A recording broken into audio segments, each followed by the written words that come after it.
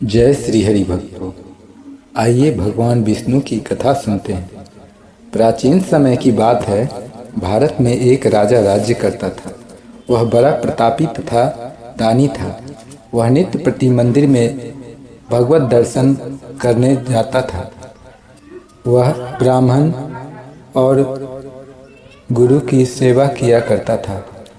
उसके द्वार से कोई भी याचक निराश होकर नहीं लौटता था।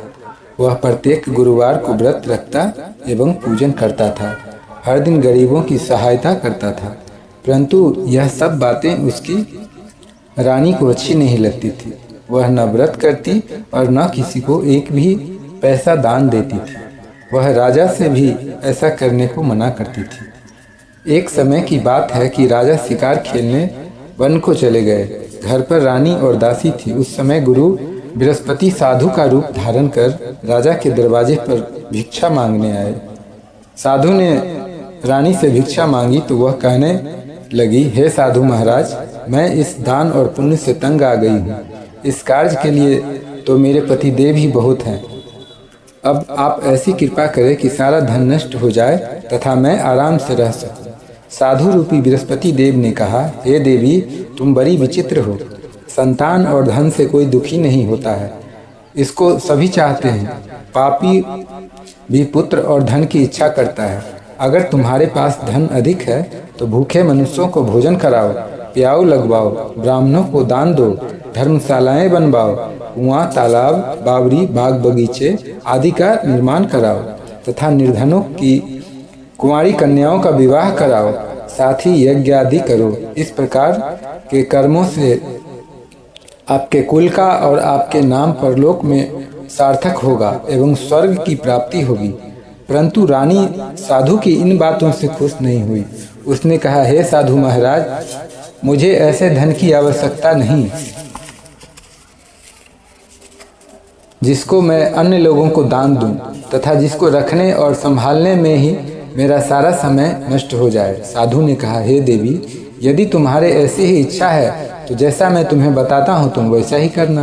बृहस्पतिवार के दिन घर को गोबर से लीपना, अपने केसों को पीली मिट्टी से धोना, केसों को धोते समय स्नान करना, राजा से कहना वह हजामत करवाए, भोजन में मांस मंदिरा खाना, कपड़ा धोबी के यहाँ धुलने देना।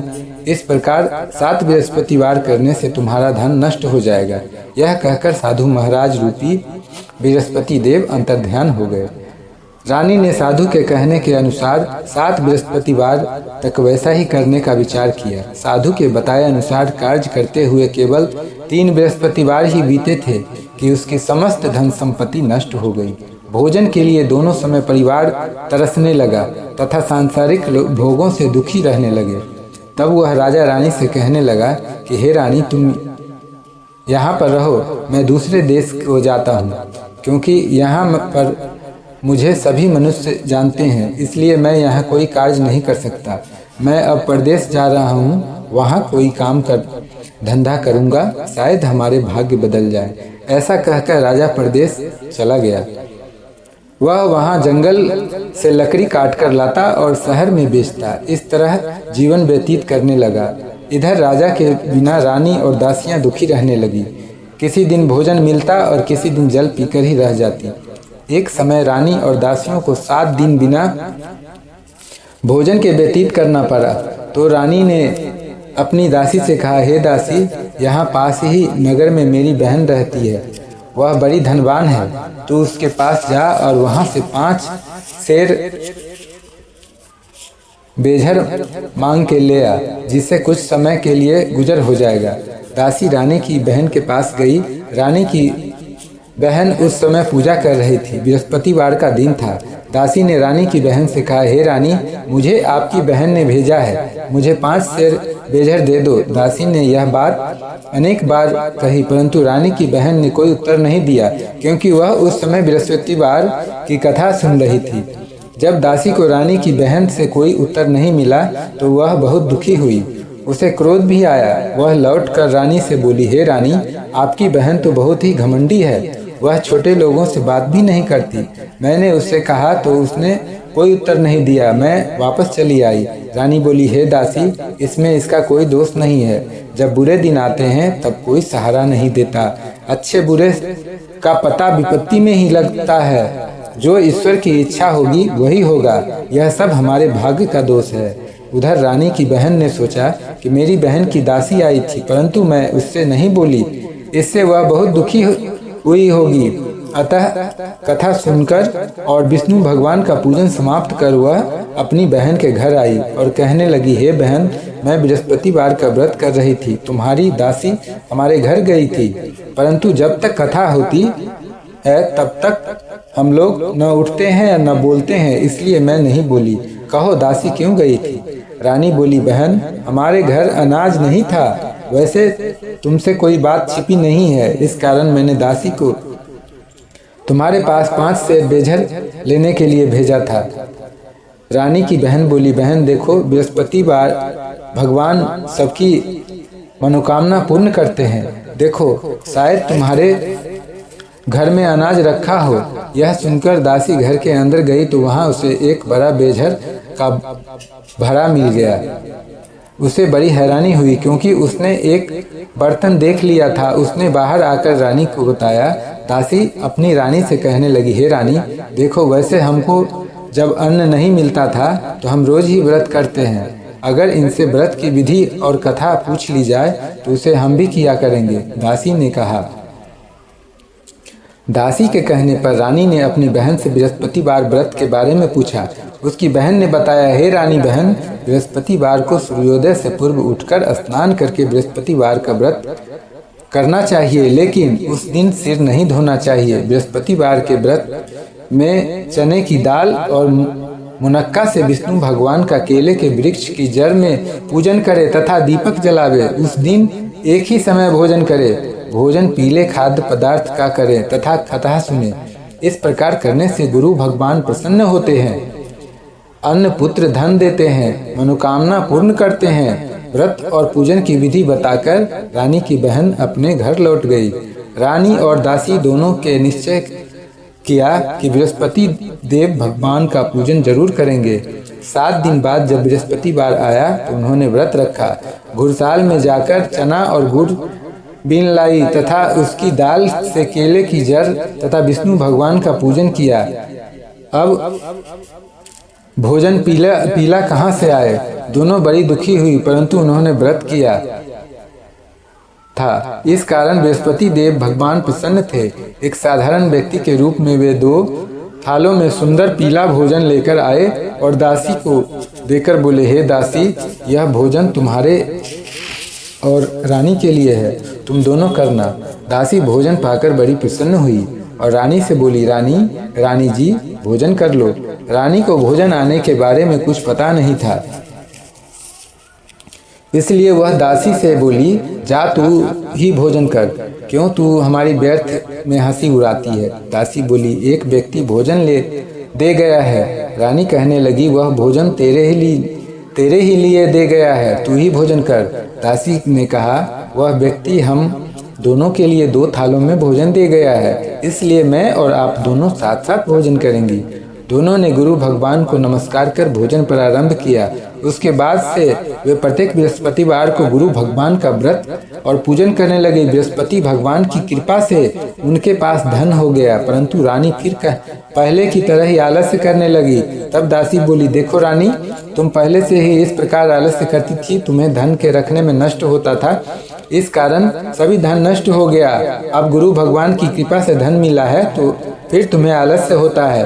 बड़ी मुसीबतों के बाद हमने यह धन पाया है, इसलिए हमें दान पुण्य करना चाहिए। तुम भूखे मनुष्यों को भोजन कराओ, प्याऊ लगवाओ, ब्राह्मणों को दान दो, कुआं, तालाब, बावरी आदि का निर्माण करवाओ, मंदिर पाठशाला बनवाकर दान दो, कुंवारी कन्याओं का विवाह करवाओ, धन को शुभ कार्यों में खर्च करो, जिससे तुम्हारे कुल का यश बढ़े तथा स्वर्ग प्राप्त हो और पितृ प्रसन्न हो। दासी की बात मानकर रानी ने इस प्रकार के कर्म करने प्रारंभ किए, जिससे उनका काफी यश फैलने लगा। एक दिन रानी और दासी आपस में विचार करने लगी कि न जाने राजा किस दशा में होंगे, उनकी कोई खोज खबर नहीं है। गुरु भगवान से उन्होंने प्रार्थना की और भगवान ने रात्रि में राजा को स्वप्न में कहा, हे राजा उठ, तेरी रानी तुझको याद करती है, अब अपने देश को लौट जा। राजा प्रातःकाल उठकर जंगल से लकड़ियां काटकर लाने के लिए जंगल की ओर चल पड़ा। जंगल से गुजरते हुए वह सोचने लगा, रानी की गलती से उसे कितने दुख भोगने पड़े। राजपाट छोड़कर उसे जंगल में आकर रहना पड़ा। जंगल से लकड़ियां काटकर उन्हें बेचकर गुजारा करना पड़ा। उसी समय उस जंगल में बृहस्पति देव एक साधु का रूप धारण कर आए और राजा के पास आकर बोले, हे लकड़हारे, तुम इस सुनसान जंगल में किस चिंता में बैठे हो, मुझे बतलाओ। यह सुनकर राजा के नेत्रों में जल भर आया और साधु की वंदना कर बोला, हे प्रभु, आप सब कुछ जानने वाले हैं। इतना कहकर राजा ने साधु को अपनी संपूर्ण कहानी सुना दी। महात्मा दयालु होते हैं। वे राजा से बोले, हे राजा, तुम्हारी पत्नी ने बृहस्पति देव के प्रति अपराध किया था, जिसके कारण तुम्हारी यह दशा हुई। अब तुम किसी प्रकार की चिंता मत करो, भगवान तुम्हें पहले से ही अधिक धन देंगे। देखो, तुम्हारी पत्नी ने बृहस्पतिवार का व्रत करना प्रारंभ कर दिया है। अब तुम भी बृहस्पतिवार का व्रत करके चने की दाल व गुड़ जल के लोटे में डालकर केले का पूजन करो, फिर कथा कहो या सुनो, भगवान तुम्हारी सब मनोकामनाओं को पूर्ण करेंगे। साधु को प्रसन्न देखकर राजा बोला, हे प्रभु, मुझे लकड़ी बेचकर इतना पैसा भी नहीं बचता जिससे भोजन करने के उपरांत कुछ बचा सकूं। मैंने रात्रि में अपनी रानी को व्याकुल देखा था। मेरे पास कोई साधन नहीं जिससे समाचार जान सकूं। फिर मैं बृहस्पति देव की क्या कहानी कहूं, मुझको तो कुछ भी मालूम नहीं है। साधु ने कहा, हे राजा, तुम किसी बात की चिंता मत करो। बृहस्पतिवार के दिन तुम रोजाना की तरह लकड़ियां लेकर शहर में जाओ। तुम्हें रोज से दुगुना धन प्राप्त होगा, जिससे तुम भली भांति भोजन कर लोगे तथा बृहस्पति देव की पूजा का सामान भी आएगा। बृहस्पतिवार की कथा इस प्रकार है। प्राचीन काल में एक बहुत ही निर्धन ब्राह्मण था। उसके कोई संतान नहीं थी। वह नित्य पूजा पाठ करता, परंतु उसकी स्त्री बहुत मलिकाना के साथ रहती थी। वह न स्नान करती, न किसी देवता का पूजन करती। प्रातः काल उठते ही सर्वप्रथम भोजन करती, बाद में कोई अन्य कार्य करती। ब्राह्मण देवता बहुत दुखी रहते थे। पत्नी को बहुत समझाते, किंतु उसका कोई परिणाम न निकला। भगवान की कृपा से ब्राह्मण की स्त्री की कन्या उत्पन्न हुई। वह कन्या अपने पिता के घर में बड़ी होने लगी। वह बालिका प्रातः स्नान करके भगवान विष्णु का जप करती। वह बचपन से ही बृहस्पतिवार का व्रत भी करने लगी। पूजा पाठ समाप्त कर स्कूल जाती तो अपनी मुट्ठी में जौ भरकर ले जाती और पाठशाला जाने के मार्ग में डालती जाती। वही जौ स्वर्ण के हो जाते तो लौटते समय उनको बीनकर घर ले आती। एक दिन वह बालिका सूप में उन सोने के जौ को फटक कर साफ कर रही थी। तभी उसकी माँ ने देख लिया और कहा, हे बेटी, सोने के जौ को फटकने के लिए सोने का सूप होना चाहिए। दूसरे दिन गुरुवार था। इस कन्या ने व्रत रखा और बृहस्पति देव से प्रार्थना करके कहा, हे राजा, हे प्रभु, यदि मैंने सच्चे मन से आपकी पूजा की हो तो मुझे सोने का सूप दे दो। बृहस्पति देव ने उसकी प्रार्थना स्वीकार कर ली। रोजाना की तरह वह कन्या जौ फैलाती हुई स्कूल चली गई। स्कूल से लौटकर जब वह जौ बीन रही थी तो बृहस्पति देव की कृपा से उसे सोने का सूप मिला। उसे वह घर ले आई और उससे जौ साफ करने लगी, परंतु उसकी माँ का वही ढंग रहा। एक दिन की बात है, वह कन्या सोने के सूप में जौ साफ कर रही थी। उस समय उस नगर का राजकुमार वहां से होकर निकला। इस कन्या के रूप और सोने के सूप में जो जौ साफ करते देखकर वह उस कन्या पर मोहित हो गया। राजमहल आकर वह भोजन तथा जल त्याग कर उदास होकर लेट गया। राजा को जब राजकुमार द्वारा अन्न जल त्यागने का समाचार ज्ञात हुआ तो अपने मंत्रियों के साथ वह अपने पुत्र के पास गए और बोले, हे बेटा, तुम्हें किस बात का कष्ट है? किसी ने अपमान किया है अथवा कोई और कारण है? मुझे बताओ, मैं वही करूंगा जिससे तुम्हें प्रसन्नता हो। राजकुमार ने अपने पिता की बातें सुनी तो वह बोला, मुझे आपकी कृपा से किसी बात का दुख नहीं है।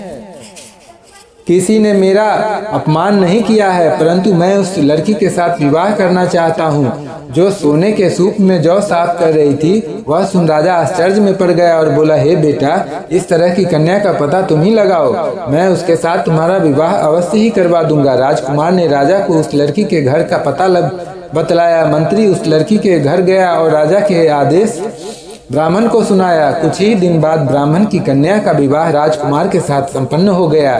कन्या के घर से जाते ही उस ब्राह्मण देवता के घर में पहले की भांति गरीबी का निवास हो गया।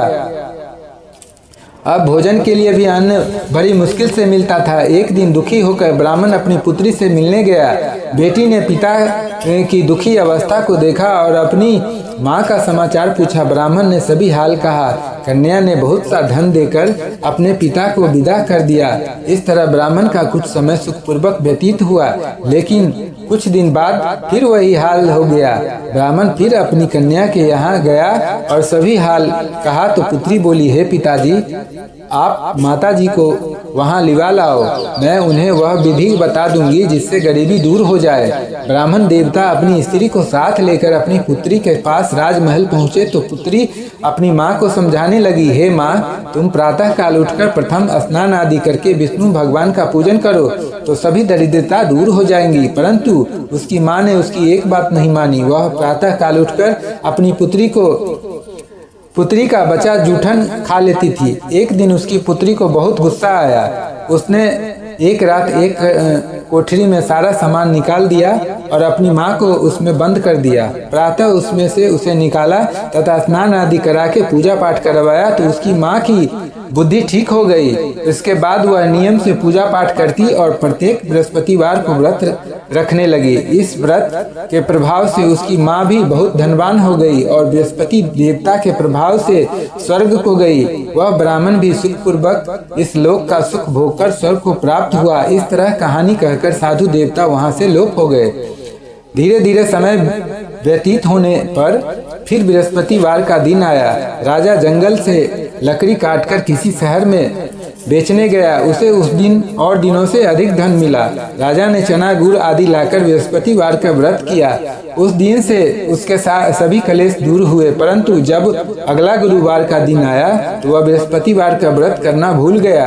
इस कारण बृहस्पति भगवान नाराज हो गए। उस दिन उस नगर के राजा ने विशाल यज्ञ का आयोजन किया तथा अपने समस्त राज्य में घोषणा करवा दी कि कोई भी मनुष्य अपने घर में भोजन न बनाए तथा आग भी न जलाए।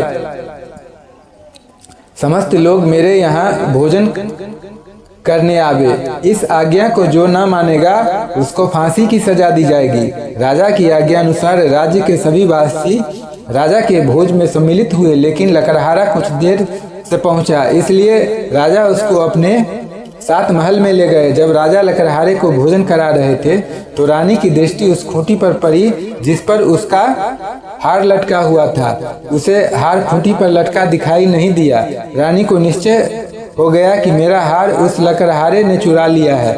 उसी समय सैनिक बुलवाकर उसको जेल में डलवा दिया। जब लकड़हारा जेल खाने में गया तो बहुत दुखी होकर विचार करने लगा कि न जाने कौन से पूर्व जन्म के कर्म से मुझे यह दुख प्राप्त हुआ है, और उसी साधु को याद करने लगा कि जो जंगल में मिला था। तत्काल बृहस्पति देव साधु के रूप में प्रकट हो गए और उसकी दशा को देखकर कहने लगे, अरे मूर्ख, तूने बृहस्पति देवता की कथा नहीं की, इसी कारण तुझे दुख प्राप्त हुआ है। अब चिंता मत कर। बृहस्पतिवार के दिन जेल खाने के दरवाजे पर 4 पैसे पड़े मिलेंगे, उनसे तू बृहस्पति देव की पूजा करना तो तेरे सभी कष्ट दूर हो जाएंगे। अगले बृहस्पतिवार को उसे जेल के द्वार पर 4 पैसे मिले। राजा ने पूजा का सामान मंगवाकर कथा कही और प्रसाद बांटा। उसी रात्रि को बृहस्पति देव ने उस नगर के राजा को स्वप्न में कहा, हे राजा, तूने जिस आदमी को जेल खाने में बंद कर दिया है वह निर्दोष है, वह राजा है, उसे छोड़ देना। रानी का हार उसी खूंटी पर लटका हुआ है।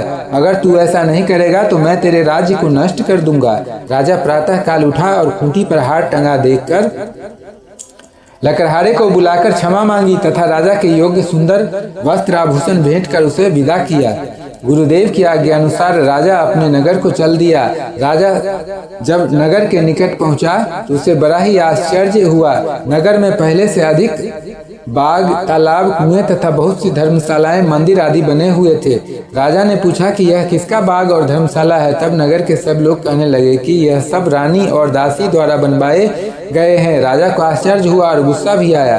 जब रानी ने खबर सुनी तो राजा आ रहे हैं तो उसने अपनी दासी से कहा, हे दासी, देख राजा हमको कितना बुरी हालत में छोड़ गए थे, वह हमारी ऐसी हालत देखकर लौट न जाए, इसलिए तू दरवाजे पर खड़ी हो जा।